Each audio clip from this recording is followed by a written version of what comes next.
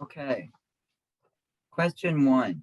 How can you can you introduce yourself and give some background on how you got into provider work? Sure. I'm Dena Wilder, and I became a provider in 2015 when I was making a change from being a movement therapist at an eating disorder clinic. I was really needing a change because I had been working 5.5 years with a really intense population. And a friend of mine had been a provider for quite a while and was telling me about this kind of work. And I was like, oh, that sounds like something I could do. And at the time I was thinking it would be a transitional job because as a recreational therapist, I thought, oh, I'll find another recreational therapy job. But this actually fit me really well. So yeah, I ended up staying since 2015. That's awesome. Question 2. What is one piece of advice you wish you had been given when starting to be a provider? I guess there are two kind of ways I want to think about it. One is as a provider coming into the field and getting paid a lot less than what I had been getting paid. And my last job, I had benefits. I wish I had known in the beginning that there were ways to kind of navigate it to make it work for you. And it took me a while to figure that out. And one way to get benefits is in the state of Oregon, there's you can go through the union to work as a personal support worker or a home care worker. And the union, SEIU union, gives you really good benefits. But the pay is not as good as working as a direct support professional, a DSP. So had I known that in the beginning, I would have set myself up to do both to get the benefits as a PSW and get the better pay as a DSP. So that's like just as a monetary and benefits kind of way of thinking. But then the other part of being a provider with someone, I wish I kind of learned this along the way, and it was don't assume. Don't assume the person's the same they were yesterday.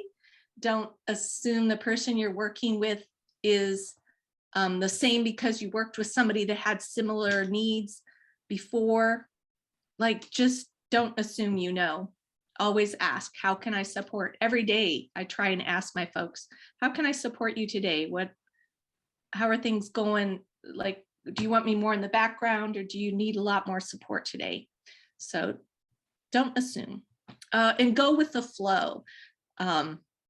As now that I'm doing groups, I'm really having to learn to go with the flow because things always kind of shift and change when you're working with a lot of people. So question 3, what is the difference between being a DSP and a PSW? Okay, DSP is a direct support professional, and a PSW is a personal support worker. The personal support workers are overseen directly by the state, and all your contracts go through the state, whereas a DSP works for a provider organization that is the middle person between the state and the person you provide. So the working as a PSW and a DSP, you're doing the exact same work. There's nothing different. It's just that one, your boss is, well, your boss is always the person you support. That's really who's your ultimate boss, but the person who pays you is different. Working as a DSP, you get paid by a small provider organization typically. And as a PSW, you get paid by the state. And being a PSW, you get the union benefits, but your rate of pay is probably going to be less than a DSP typically. Mhm. Cool.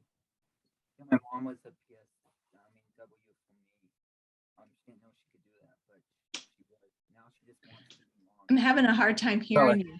So she was a PSW for me. She didn't know she could do that until I think someone from the state told her, and now she is happy to have providers because she wants to just be mom now. So Yeah, and that happens a lot where parents will come and go, being the provider sometimes, and then letting other people be the providers, depending on situation. I have somebody I worked for that moved to a more rural part of Oregon, and while this person was always, when they lived in Portland, they were able to get providers, but out in the rural areas, it's become much harder. So they're thinking that his parents are going to be his providers, because it's been so hard for them to find somebody. question 4, what is recreational therapy? Yeah, so that's the degree I got back in the 80s, a long time ago.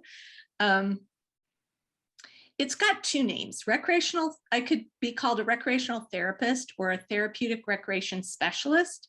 And recreational therapy is a process that uses recreation as a means to address the needs of someone to increase their quality of life. So recreational therapists are always looking at, how is this person's quality of life? Do they need it improved in some area? Where do they want it improved? And how can we use recreation to achieve that? We might look at their social life. We might look at their emotional life, their physical abilities, their cognitive skills that they're wanting to develop. And oftentimes some of the things we use are the creative arts, games, sports, any kind of leisure activity, any kind of recreational activity. Myself, I specialized in the creative arts. And so that's what I used a lot. And then I also ended up getting a certification in yoga and had some yoga therapy training. So I used yoga also. Awesome. Question 5. So how was your degree in recreational therapy help the clients you work with now? Oh, the clients you work with. Sorry. Yeah. I think it helps me a lot. I remember when I first started going to school in recreational therapy, I was like, oh my gosh, this fits me like a glove. This is exactly what I want to do. I actually, in high school, did you ever do those vocational tests where they try and see what your interests are and what it might match? Yeah. So I did one of those, and this was in the 70s, and it came out that I should be a priest. And then it said invalid because I was female. And so I was like, well, that's just really odd. And I think the second thing it said, I should be a Christian ed, like somebody who works in the church with the children, because I was female. You know, they like to pigeonhole you when you're back in the 70s, gender-wise. And so what I got out of that vocational test, though, was that I wanted to work with people's spirit in some way. And because I've traveled a lot through different religions throughout my life to find what fit best for me, I realized that if I wanted to work with people's spirits, and other people are trying to figure out what their religion or their spiritual life is, one way I could work with people's spirits without having to have a religious dogma attached to it is to work with people's spirit of joy, and recreation is is trying to find your joy. So, so in learning recreational therapy, I feel like I have been working on how to help people connect to their joy in their life. And there's some specific things with recreational therapy that I learned, like how to assess people, how to find out what they love to do, and what are all the different types of recreation. So I have tools, like I have some files over here that have old assessment tools I've used in the past. And I was able to look through those to kind of help figure out an assessment tool for the clients I'm currently working with to ask them about their recreation.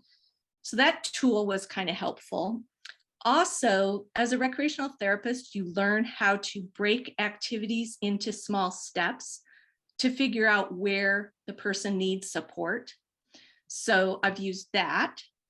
I also have done so much research throughout my life on where are the recreational things to do in my community.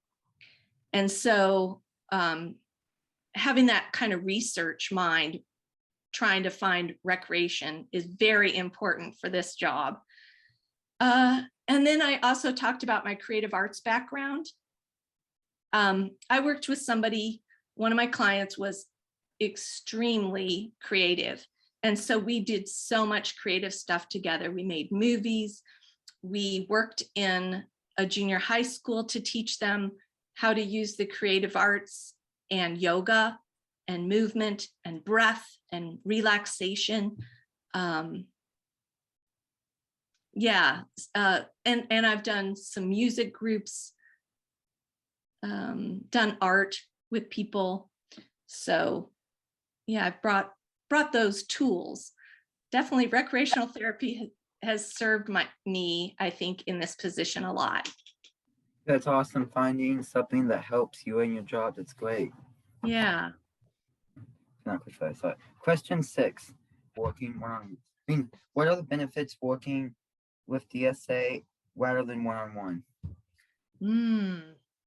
So first, I want to explain to your listeners what DSA is. There's so much alphabet soup when you're working with the state. DSA, DSP, PSW.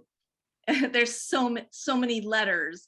So DSA is direct support or day support activities.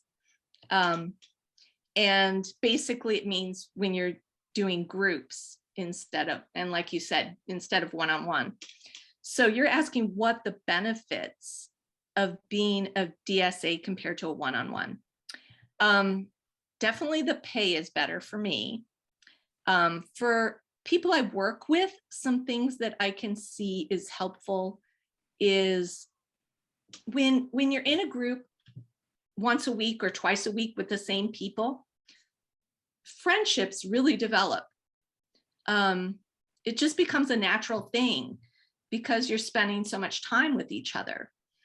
And it does take time to figure out the right group, of getting the right combination of people together. Once that happens, it's really fun to watch how they support each other. There's sometimes people get on each other's nerves, but if you have the right group, it's a way of them working through those kinds of things, of like identifying, hey, you've said that 3 times already. Can we get on a different topic? That might be something that would come up, but finding nice ways to tell each other, I'm ready to change the topic. So learning kind of social skills and developing friendships, I think, is really a positive of the DSA group that doesn't happen as much. With one-on-one, we can bring folks to places, but there is something about that weekly same people that the friendships develop. Also, something fun that's been happening with my groups is we're making movies together. So we have a creative project, and sometimes with groups, it's you have this group that's able to do a project together, whereas one-on-one, it would just be me and that person. But like we were able to do a dance and videotape it, choreograph it. Yeah. That's awesome. It helped me open up more because obviously, as you know, I was one-on-one for a lot, and then obviously towards I was more group, and I'm right now kind of being in more groups, and I do both. So like Mary comes over, does one-on-one, but then Kathy does more social groups. It's helped me be more flexible and like helping out with other people's plans and not just focusing on my own what I want to do. So yeah. Yeah, and I think you made a good point there that it's important to have both.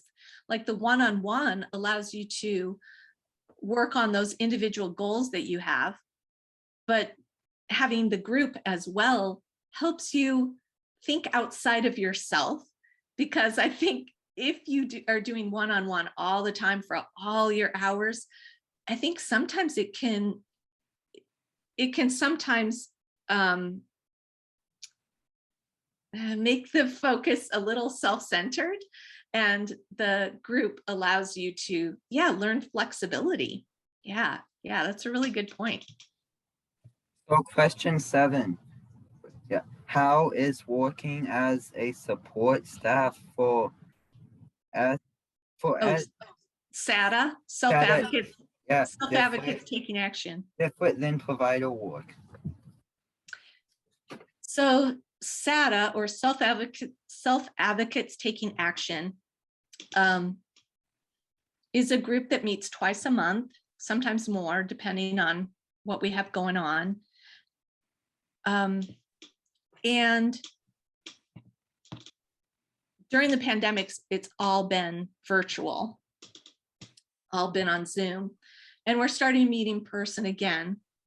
In some ways, I guess it's somewhat like having a DSA group, because we're working on a project. And I think both working as a provider and working with individuals that are members of SADA, I work both with personal advocacy, like how do I stand up for myself in different situations? I help all my clients do that, but I also help the SADA members do that. The thing that maybe is different is that SADA members, I will help them connect to legislators, to talk to legislators about issues, or to work on a campaign. Like recently, they wanted to do a bus driver appreciation campaign. So things are more civic minded, learning how to work through your ballot. Like we have a vote coming up, I think it's May 17th, that we have to get our ballots in. So working on how to be a civic member, voting and talking to legislators. The big difference for me as a provider working to support people in self-advocacy is that I have to coordinate meetings and groups. And during the pandemic, I had to teach a lot of technical assistance of how to get on Zoom and how to navigate Zoom. Everybody's getting pretty adept at it now, so I'm not having to do that part anymore. Yep, Zoom is becoming very easy. Yeah. Still little. Yeah. And it's definitely become something for you to enable you to do these interviews, that it makes things more accessible. Yeah, I didn't know what Zoom was until during the pandemic, so. Yeah. Question 8. What are your hopes? What are your hopes for the IDD community moving forward? Oh, that is a deep question. And I don't know if I'm going to cover all of them, because I've thought about this numerous times, about just how to make how to make the world better for folks with IDD. One thing I've thought a lot about is, and something that you can relate to, because you went to PSU, you were one of the first graduates of PSU's program for folks with IDD. Is that correct? Yeah, people with intellectual disabilities. Yeah. Okay. Yeah, I would love to see a college that is designed for people with different learning styles, and have state-of-the-art assistive technology available for people, and to have so many variety of classes, like how to make stained glass windows, how to do ceramics, how to meet a legislator, understanding government, things that people in the IDD community have said to me, I wish I could learn this, but there's no place that does it in an accessible way for me. Yeah, I would just love to see a college for different learning styles. I definitely want to see a more sustainable workforce with that pays the providers well and gives them benefits, because I think once they do that, then there's going to be more choice for people to have for providers, and then people won't feel like, well, I'm just stuck with this person because I can't find another provider. I want there to be more providers out there, so that people have more choice. And I want more training for providers to help them understand self-determination, dignity of risk, how to support a person in being an advocate for themselves or for their community. Yeah, just kind of like a deep level of understanding and training. I've talked to other providers like Veronica.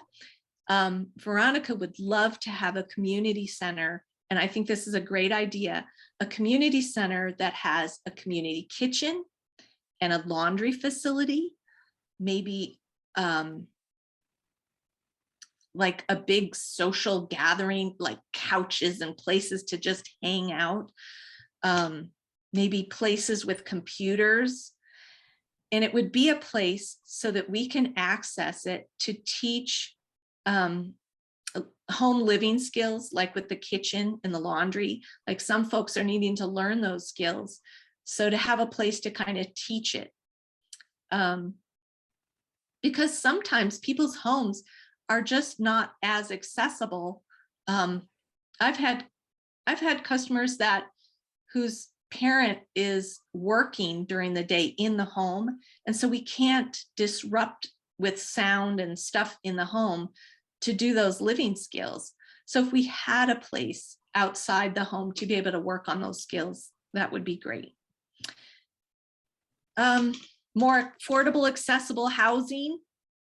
You're in your own apartment now. I'm in my own condo. Yeah. Yeah. So that is. My parents pay, so they technically pay for it. And so what the goal is so let's say I do mess up on my lit or something, so not being charged a ton of money. So it's going to teach me to pay my bills on time, but it's a way for them to teach me to, like, because I pay them back with every month. So it's a teaching moment for me. So that's why they decided to do it. So great. I'm glad you have that. It looks wonderful too. You have that place to be. It's your own place. So I want that for people. I want people to have that choice of where they want to live. And the last thing that I can think of that I would really love for this community are more classes on sexuality, and actually providing something called sexual surrogacy or sex therapist for folks who are just having difficulty knowing how to engage intimately. I think that needs to be a special trained person, and it's not me. It's not the providers we have. It needs to be a specialist who does that. And we need that for our community. Yeah. Question 9.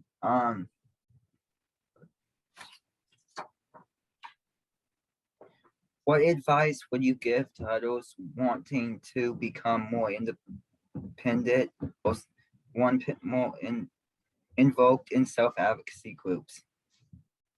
Oh, if they want to get involved in self-advocacy, well, if they're in the Portland metro area, I really recommend Self-Advocates Taking Action.